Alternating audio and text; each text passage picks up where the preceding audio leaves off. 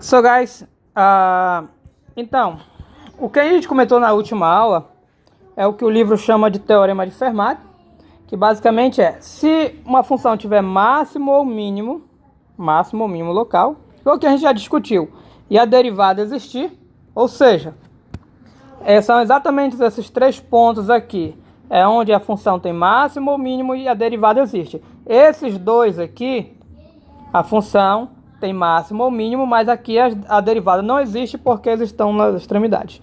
Então, onde a função tem máximo ou mínimo e a derivada existir, então esse ponto é crítico, derivada zero, ponto crítico. Ou seja, o que esse teorema diz é que os máximos e mínimos habitam a caixinha dos pontos críticos. E dessa forma, quando nós formos e nós iremos pesquisar por pontos máximo e mínimo locais, a gente sabe que na hora que a gente for fazer essa pesquisa, onde é que a gente vai procurar? Na caixinha dos pontos críticos. Pontos máximo e mínimo serão buscados ali. Os que não são extremidades. Vamos ver já já como é que faz. Para a questão da extremidade. E aí, com isso, a gente tem o método do intervalo fechado. O que é o seu método do intervalo fechado? É onde a gente falou o comentário das extremidades. Guys, é o seguinte. Na busca por máximos, pontos máximo e mínimo, nós temos dois tipos de busca. Nós temos pelas buscas desses extremos. Lembre-se que os pontos de máximo e mínimo são chamados de extremos. Nós temos a busca pelos extremos locais e pelos extremos absolutos, que são os globais. Absolutos. Existe uma técnica para encontrar para os extremos locais. A gente vai estudar isso mais para frente. No momento, nós iremos nos concentrar, do que será de interesse para nós, nos extremos absolutos, ou seja, os pontos de máximo e mínimo absolutos. É o ponto máximo absoluto, então nós vamos atrás do maior valor absoluto da função, o maior, que está mais em cima, e o menor valor absoluto da função. Como é que a gente vai fazer isso? Veja bem, há de concordar comigo que para nós irmos buscar esses tais pontos máximo e mínimo absolutos, nós iremos buscar onde? Nos locais.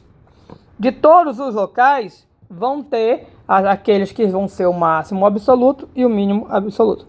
Por exemplo, nesse aqui que eu fiz, nós temos 5 pontos, 5 extremos locais.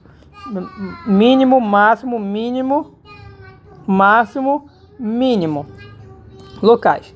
Dentro desses locais, vai ter um que é máximo e vai ter um que é mínimo. Qual é o valor máximo? A gente pode perceber que esse é o ponto que está mais em cima, então ele representa o ponto de maior valor. O que está mais embaixo, guys, é esse ou é esse aqui? Esse aqui ele está um pouquinho mais embaixo do que esse. Não sei se você percebe aí, mas esse aqui está um pouquinho mais embaixo do que esse. Então esse ponto representa o mínimo global. Mínimo global. Esse representa o máximo global e o mínimo global. Ou seja, global, guys, é o mesmo absoluto. Ou seja, buscar pelo máximo global, máximo absoluto, que é o maior valor, eu vou buscar onde? Nos locais. Eu vou olhar nos locais. E eu já tenho uma ideia de achar os locais. Buscar pelos mínimos, pelo mínimo absoluto, eu vou buscar nos mínimos locais. O que isso quer dizer? Veja bem, primeiramente, eu já sei que todo extremo, para funções contínuas definidas em intervalos fechados, todo extremo é um máximo ou mínimo local. Então veja qual é a ideia. Quando eu for buscar pelo máximo absoluto, a ideia é a seguinte, guys. Eu vou procurar primeiramente pelos pontos críticos que são máximo local. Pontos críticos são máximo local.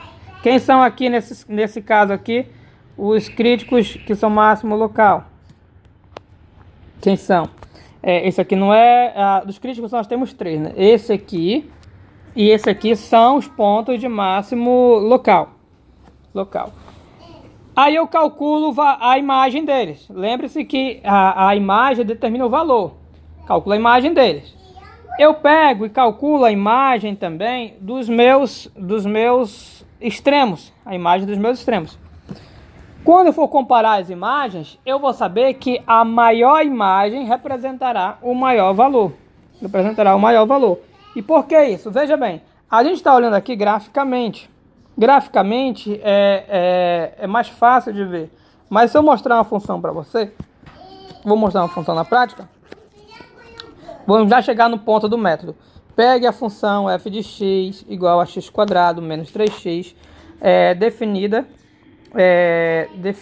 no seguinte intervalo. Intervalo 1 até o 5. Ou seja, o x ele é do 1 até o 5. É uma função definida em um intervalo fechado. Aí eu pergunto de vocês. Qual é o valor... só um detalhe. Por Weierstrass, essa função é derivável. A derivável é contínua. Por Weierstrass, eu sei que ela tem um máximo e mínimo global, absoluto. Pergunta é, qual é o valor máximo absoluto dessa função? E depois, qual é o valor mínimo absoluto dessa função? São duas perguntas. Como é que eu vou fazer no escuro achar o máximo e mínimo? Olha a estratégia. Primeiramente, eu vou buscar pelos pontos críticos. Vou lá olhar nas caixinhas dos pontos críticos. De todos os meus pontos críticos, eu sei que alguns deles podem ser máximo, outro ou mínimo, outro não. Meu interesse aqui é máximo. Um deles vão ser máximos, pontos de máximo, outros não. O que eu vou fazer com esses pontos críticos? Eu vou calcular a imagem deles. Vou calcular a imagem. Digamos que um ponto crítico seja 3, o outro seja 2. Vou calcular a imagem. Por que eu vou calcular a imagem? Porque, guys, valor máximo é a maior imagem. E eu sei que o valor máximo, ele é o máximo absoluto. Ele é um máximo local. Se ele é um máximo local, ele vai estar onde? Ou nos críticos, ou onde? Ou nas extremidades. Máximo absoluto mora ou nos críticos, ou nas extremidades. Então, eu vou pegar os críticos, calcular a imagem. Eu vou pegar as extremidades, no caso extremidades é 1 e 5, calcular a imagem.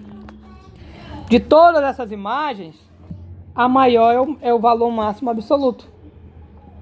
E a menor é o valor mínimo absoluto. Isso aí eu peço que vocês reflitam um pouquinho e aí montam o nosso método chamado de método dos intervalos fechados, que é um método para encontrar os valores máximo e mínimo absolutos de uma função contínua no intervalo fechado. Contínua você não precisa se preocupar muito, guys. Derivou, sabe que é contínua. E a ideia é essa, usar a derivada. Então, o primeiro passo, você vai encontrar o quê? Os valores nos pontos críticos, conforme eu mencionei. Pega os pontos críticos, calcula as imagens. Lembre-se que valores são as imagens. Depois, calcula os valores, ou seja, as imagens, nas extremidades. Pronto. Pega todos esses valores. O maior é o máximo absoluto. O menor é o mínimo absoluto. Esse é o método e a gente vai ver um exemplo já já, ok? Thanks.